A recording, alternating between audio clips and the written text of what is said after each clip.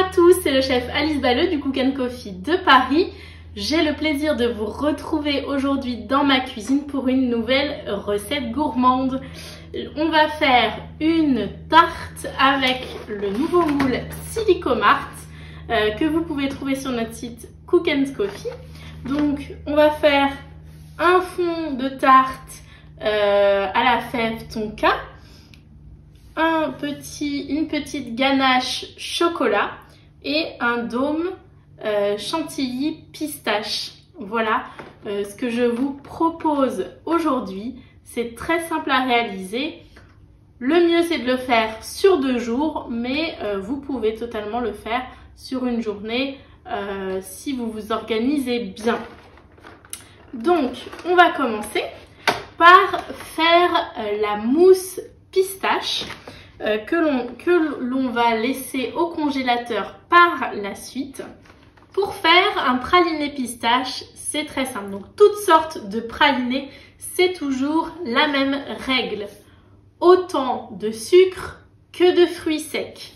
Aujourd'hui, mon fruit sec, c'est la pistache, mais vous connaissez sûrement le praliné qui est à base de noisettes et d'amandes, ou bien vous pouvez aussi faire simplement un praliné noisette, simplement un praliné amande, un praliné à base de noix de pécan, de cacahuètes. Laissez libre recours à votre imagination.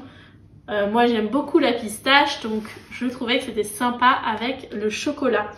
Donc vous prenez votre poids en pistache, vous prenez le même poids en sucre pour effectuer un caramel. Donc vous pouvez soit effectuer un caramel à sec dans votre poêle ou votre casserole en mettant tout simplement votre sucre dans une poêle ou une casserole. Vous chauffez bien, vous ne remuez surtout pas et dès que votre caramel devient une belle couleur, vous le débarrassez sur une plaque cile-pâte. Si vous souhaitez faire votre caramel au Cooking Chef, c'est tout simple, vous mettez moitié moins d'eau que de sucre. Donc si par exemple vous mettez 150 g de sucre, 150 g de pistache, vous mettez 75 g d'eau, donc sucre et eau, dans la cuve du Cooking Chef. Vous mettez à 180 degrés et vous laissez brunir jusqu'à ce que votre caramel soit bien roux de la couleur qu'on aime. Je vous invite à aller voir la recette des pop-corn caramélisés pour voir comment je fais le caramel directement dans le Cooking Chef. Et j'ai également fait ce caramel dans plusieurs autres vidéos, et notamment celle de la pâte à tartiner où je montre le praliné, ou celle du Paris-Brest. Donc je vous montre tout ça tout de suite. Donc je vais faire mon caramel, et donc le praliné pistache, je vous conseille toujours donc de torréfier vos fruits secs avant d'en faire un praliné. Donc là je vais torréfier mes pistaches à 180 degrés pendant une dizaine de minutes, le temps de faire votre caramel au Cooking Chef ou à la casserole, et ensuite on mixe. On laisse bien refroidir le tout et on mixe le tout dans le bol multifonction jusqu'à ce que ça devienne une belle pâte. Voilà, à tout de suite. Pour faire le praliné caramel, c'est très simple. J'ai mis 200 g de pistaches torréfiées que j'ai fait torréfier à 180 degrés pendant une dizaine de minutes. 200 g de sucre que j'ai transformé en caramel, un caramel assez clair mais pas trop. Alors je vous conseille toujours donc pas trop foncé le caramel, sinon c'est amer, pas trop clair non plus, sinon ça a vraiment le goût de sucre, vraiment entre les deux. Et j'ai rajouté une petite pointe de fleur de sel et une petite pointe de vanille. Donc vous mettez tout dans votre bol multifonction que vous mettez au-dessus de votre robot Kenwood. Vous pouvez commencer par faire des pulses, 3 pulses.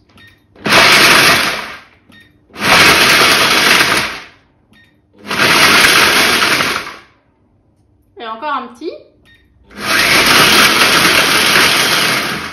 Voilà, pour broyer les aliments, pour casser la matière. Et ensuite, vous laissez mixer jusqu'à ce que le gras des noisettes, des pistaches ressortent.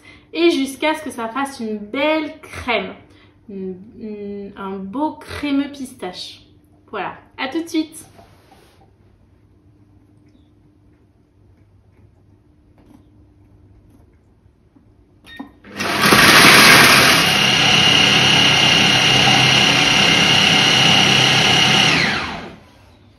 Voilà, j'ai une belle pâte de pistache, un beau praliné comme on l'aime.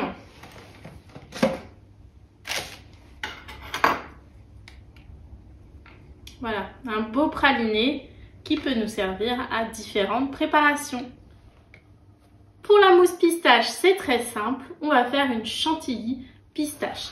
Donc pour ça, j'ai besoin de crème liquide entière, donc minimum 30% de matière grasse.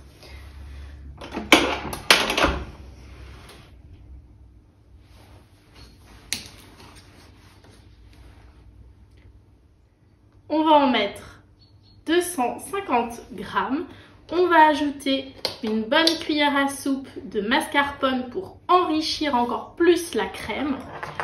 On va ensuite monter tranquillement notre crème avec le fouet ballon. Donc environ 100 grammes de mascarpone. On va donc monter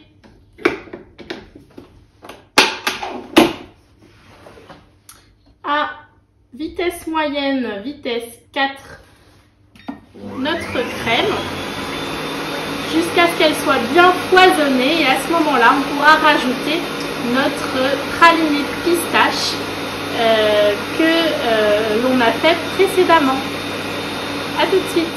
Voilà, au bout de 5 minutes, regardez, ma crème est bien foisonnée, donc je vais pouvoir rajouter ma pistache. Alors c'est mon praliné pistache que j'ai fait à l'instant.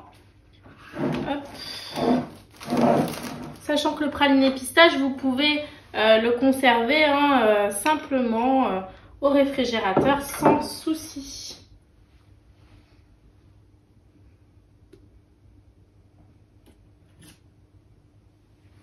Hop, donc on va mettre 100 g de praliné pistache.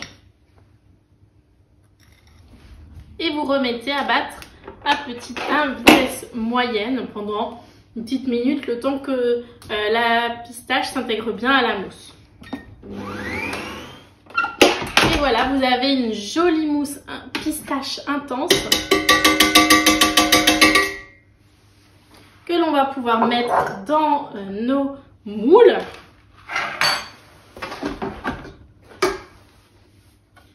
Donc je racle un peu les rebords de ma cuve.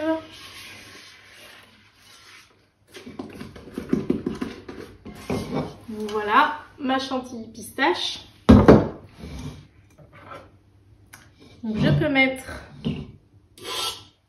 ma pistache dans mes moules.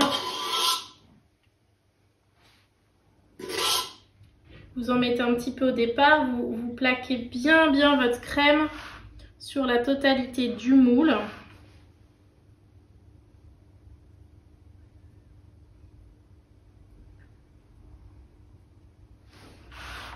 Et ensuite, vous pouvez en remettre pour combler. Si vous reste de la chantilly, n'hésitez pas Si vous reste de la chantilly, n'hésitez pas à l'utiliser pour d'autres préparations ou pour un décor ou pour faire même d'autres types de tartes.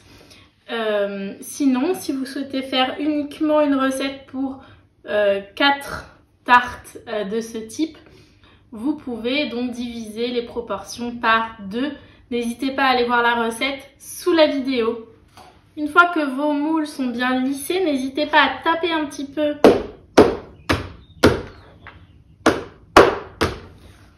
au cas où vous auriez quelques bulles qui remontent à la surface. Vous pouvez lisser à nouveau et ensuite vous placez votre préparation au congélateur minimum 2 à 4 heures ou toute une nuit, comme ça vous êtes tranquille. Voilà, le temps de faire aussi nos autres préparations pour la tarte, à savoir la pâte sucrée et la ganache chocolat. À tout à l'heure. Voilà, maintenant on va pouvoir passer à la pâte sucrée de nos tartelettes. Donc là, je vais faire pour les 4 tartelettes plus une grande tarte. Comme ça, je vous montrerai deux façons de présenter avec 2 moules Silicomart différents.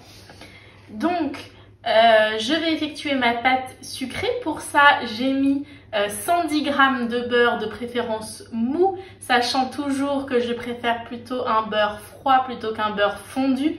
Ça n'est pas la même structure. Donc du beurre, 110 g, plus 70 g de sucre glace. On va mélanger le tout avec le batteur K pendant 5 minutes à vitesse 1, même vitesse 2 si vous voulez. Et ensuite, on pourra rajouter les autres ingrédients.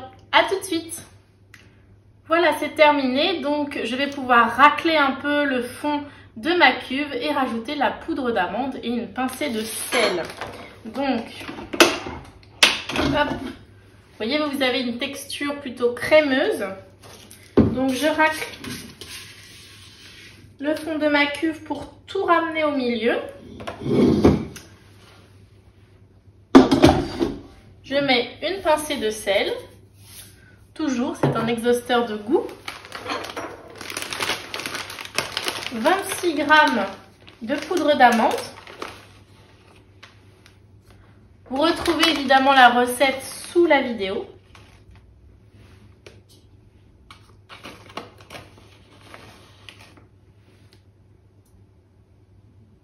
Voilà.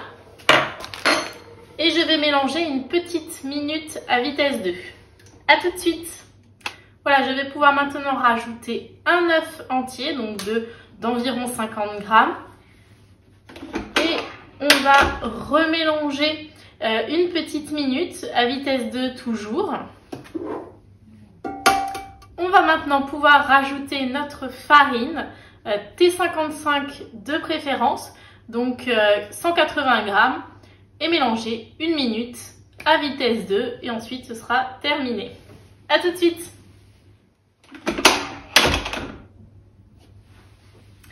Surtout, n'hésitez pas à racler un peu le fond de votre cuve si les éléments se sont collés au rebord de la cuve. Ça y est, notre pâte sucrée est finie. Il ne reste plus maintenant qu'à la prendre. Alors, c'est une pâte qui est très souple, hein. Vous ne pouvez pas la travailler tout de suite. Il faut vraiment penser à la mettre donc soit dans une boîte hermétique, soit dans un film plastique, un sac congélation, ce que vous voulez, pour la mettre à reposer au réfrigérateur pendant au moins une demi-heure.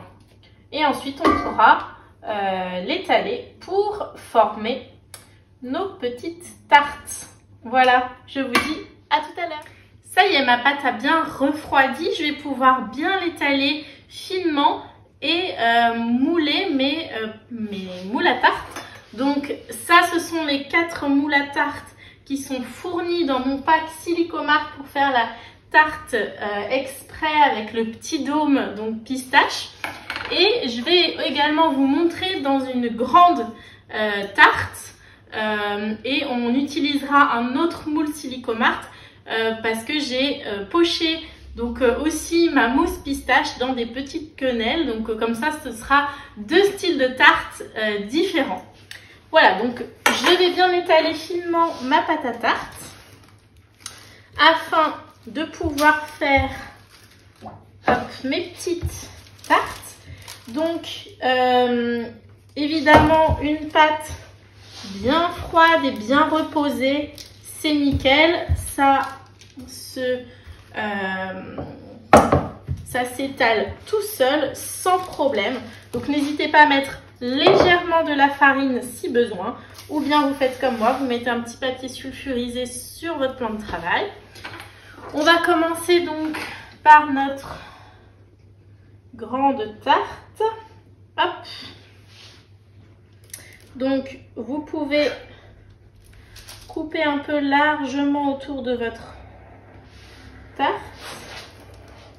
Alors je vous conseille toujours de prendre des cercles comme ceci ou comme ceci, c'est-à-dire sans fond. Pour les tartes, c'est vraiment ce qu'il y a de mieux. la pâte se met directement. Après, ça cuit super bien. Et en plus, après, on peut la démouler très simplement. Donc, je vous conseille vraiment d'investir dans des petits cercles à tarte comme ça. Vous en avez des grands, des petits, comme vous voulez, sans problème. Donc, après, vous les beurrez. Vous beurrez le tour. Alors, le beurre a deux fonctions. La fonction, évidemment, de graisser pour pas que la pâte accroche, mais surtout la fonction d'accrocher la pâte quand on va mouler notre pâte. C'est ça le principal, puisqu'après, en fait, à la cuisson, la pâte se rétracte un peu et en général, le cercle se démoule tout seul. Donc, on prend notre pâte bien froide, largement coupée, on la place sur notre cercle et là, le but, c'est de venir enfoncer notre pâte à l'intérieur du cercle tout en la plaquant sur les rebords du cercle. Voilà. Bon, vous inquiétez pas, si votre pâte elle est un peu chaude, si elle se déchire ou autre, il n'y a aucun problème. Vous pouvez faire des rafistolages, vous pouvez même couper le fond et faire une bande pour le tour. Ça fonctionne, il n'y a aucun problème. Ne vous prenez pas la tête avec vos moules à tarte. Tant qu'il n'y a pas de trou par la suite, puisque par la suite on va la cuire et couler notre ganache chocolat, il ne faut pas qu'il y ait de trou dans notre pâte à tarte, mais tant qu'il n'y a pas de trou et que tout est bien assemblé, il n'y a aucun souci, ça ne se verra pas par la suite. Par contre, une petite règle, donc quand on met bien notre pâte à tarte, c'est de regarder en dessous. Vous voyez, il faut bien que les angles soient bien faits, bien droits.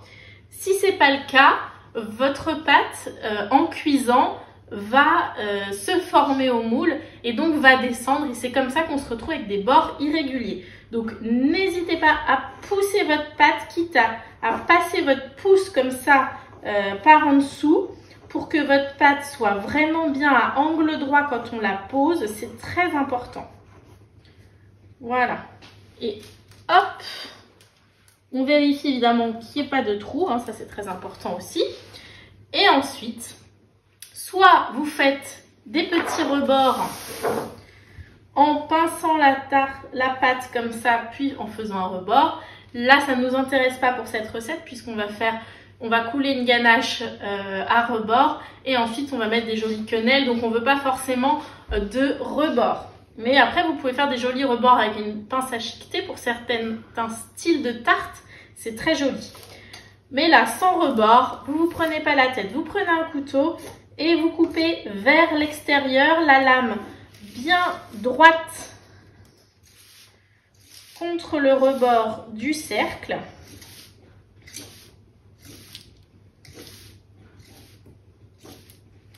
Et voilà, vous avez une pâte nickel.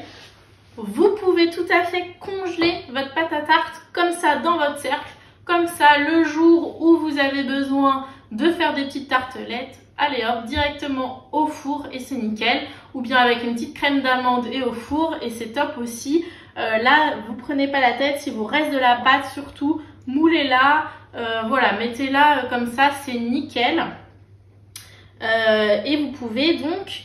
quand la pâte a bien reposé, vous pouvez cuire directement comme ça au four. Pas besoin de pois, de haricots, pas besoin de piquer la tarte.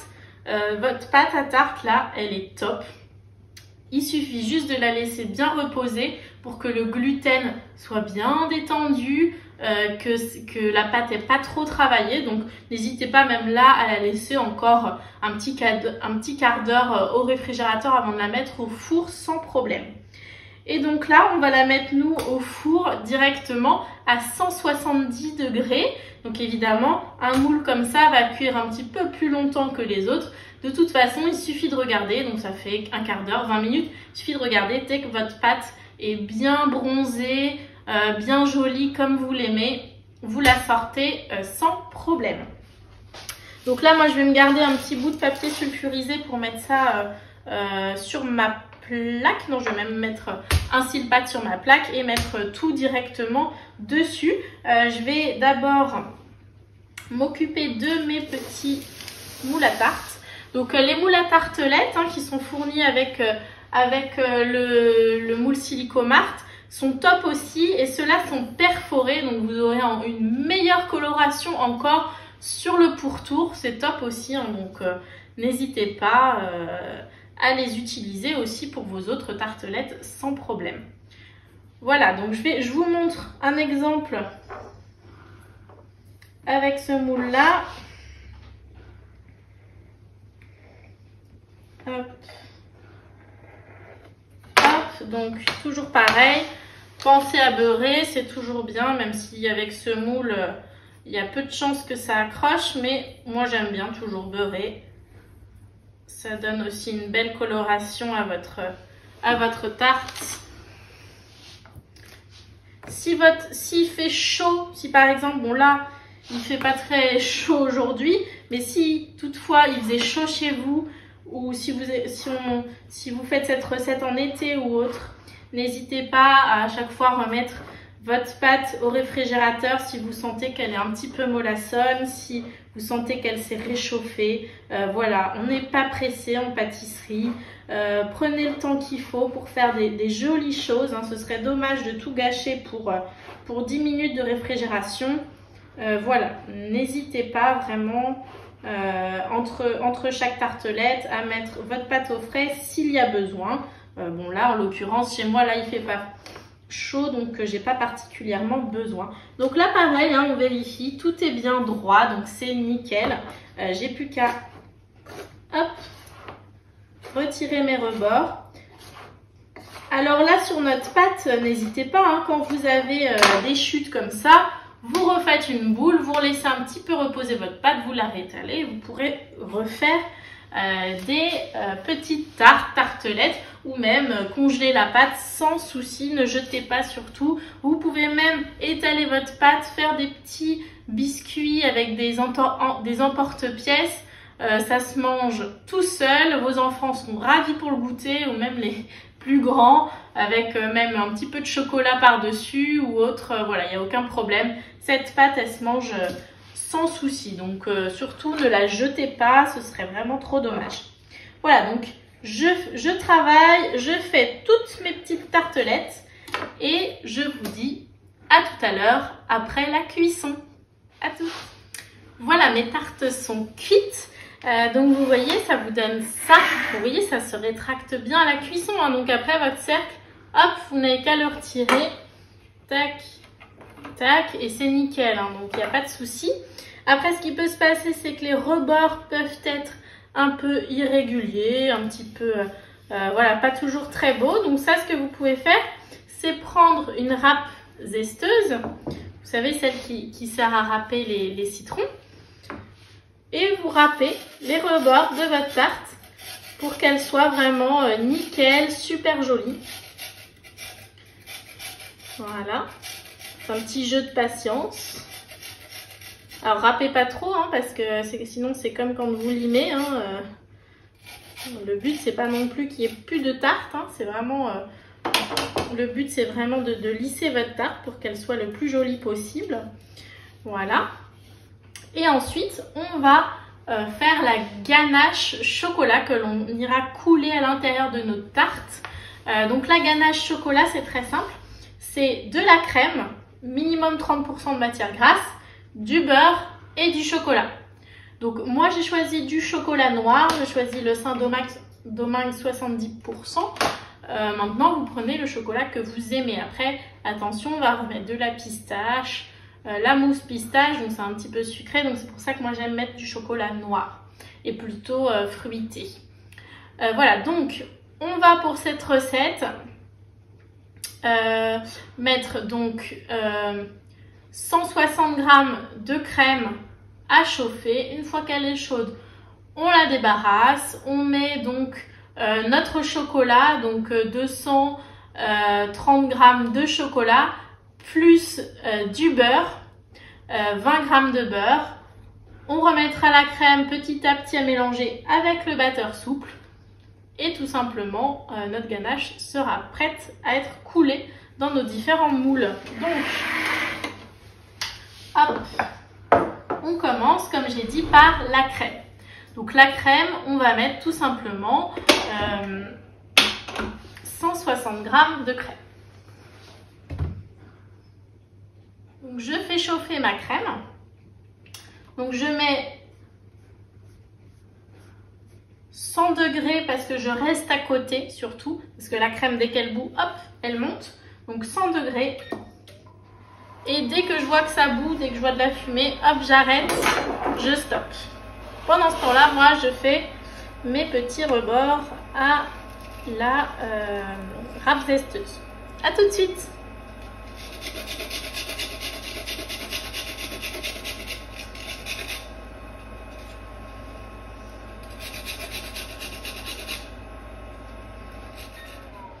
Voilà, dès que ma crème bout, je mets ma température sur off.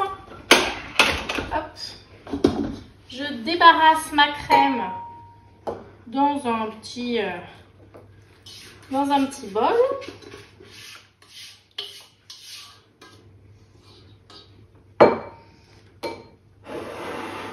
Je mets directement, je laisse ma cuve chaude.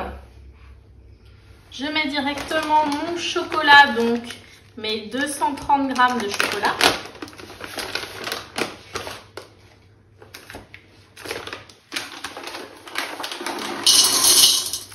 Et mon beurre, donc mes 20 g de beurre. Je fixe mon batteur souple, donc hop, avec mon silicone. Tac.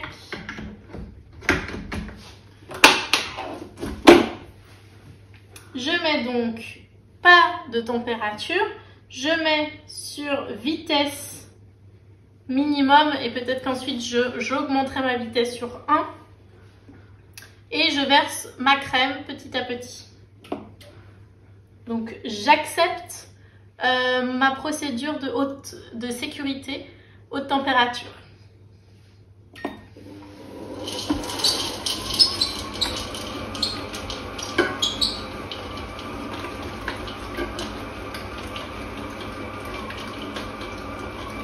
Le but étant d'émulsionner ma ganache comme une mayonnaise. Donc vous rajoutez vraiment votre crème petit à petit.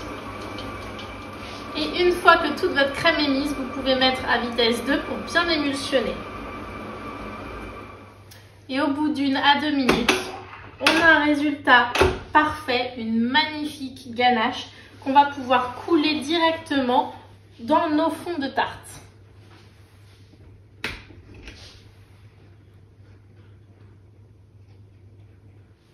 Mais avant de mettre ma ganache chocolat, on va juste mettre un petit fond de praliné pistache. Déjà, ça va rehausser le goût de la pistache et ça va protéger notre fond de tarte si on souhaite conserver notre tarte 2 à 3 jours au réfrigérateur.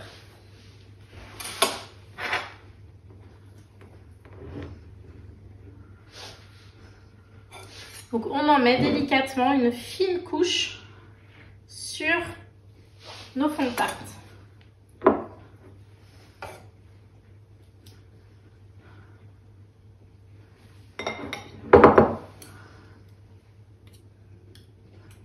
Vous pouvez également ce qu'on appelle chablonner, c'est-à-dire une fois que vos fonds de tarte sortent du four, une fois qu'ils sont chauds, vous pouvez mettre du chocolat blanc légèrement fondu sur vos fonds de tarte et laisser refroidir.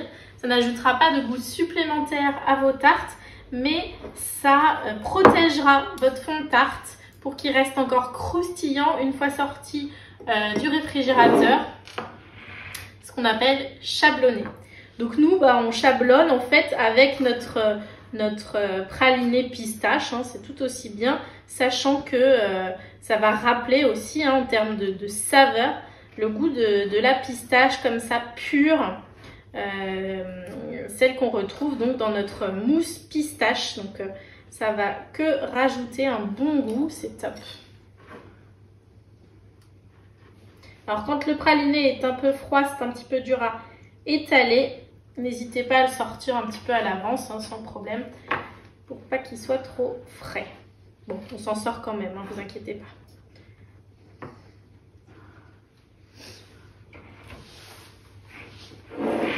Voilà, une fois mon praliné étalé, je peux mettre directement ma ganache chocolat qui est magnifique. Regardez, ma ganache chocolat directement dans mes moules, mes tartes, pardon.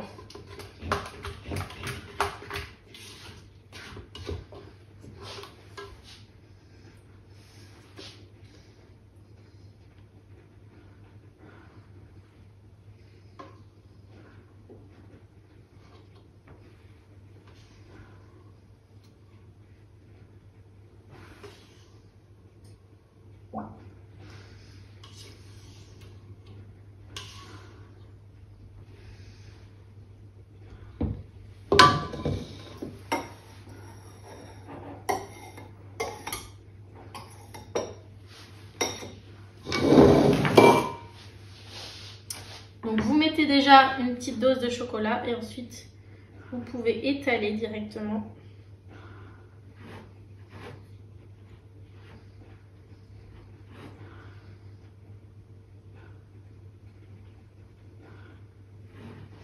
En essayant de faire quelque chose de joli.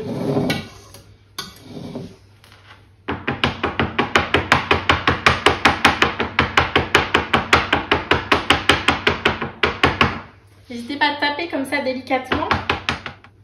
Mon conseil par la suite, c'est de laisser bien refroidir vos tartes à température ambiante. Vous pouvez très légèrement mettre au frigo si vous voulez, mais le mieux c'est quand même à température ambiante pour avoir une tarte par la suite qui se tient et qui est bien fondante.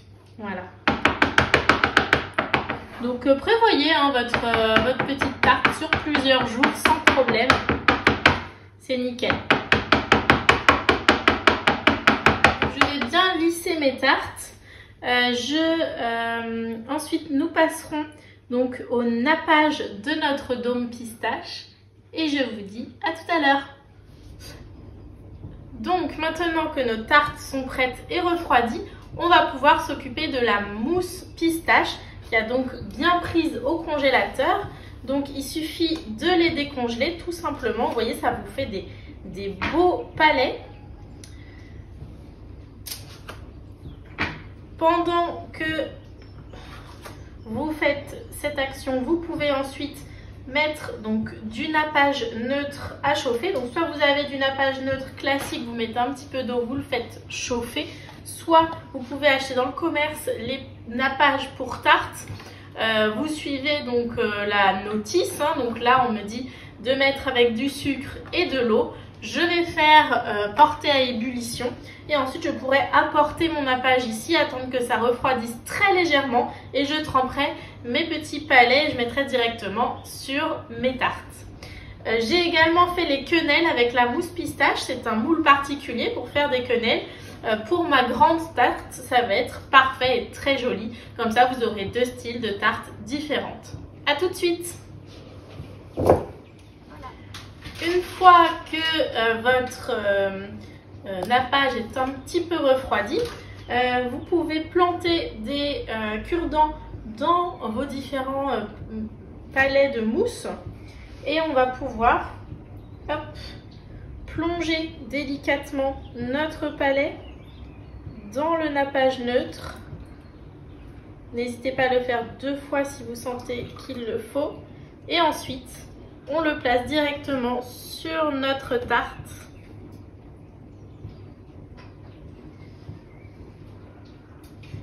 Hop, tout simplement. Alors il faut aller assez vite hein, puisque le but c'est que ça ne tombe pas et que ça ne fonde pas. Tout de suite en tout cas. Et le nappage va servir à protéger votre mousse. Et vous pouvez venir, j'avais caramélisé des petites pistaches. Je viens mettre une petite pistache au milieu. Je fais pareil pour mes petites quenelles.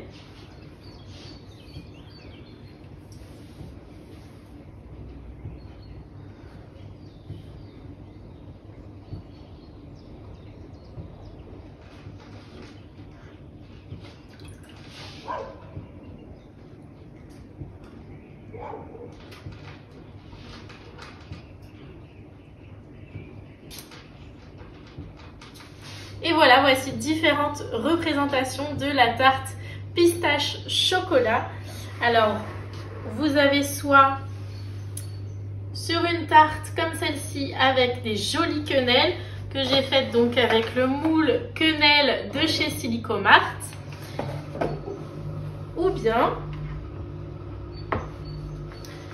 de jolies tartes individuelles faites avec le dôme mousse pistache que j'ai faite de A à Z avec ce moule tarte ring round de chez Silicomart.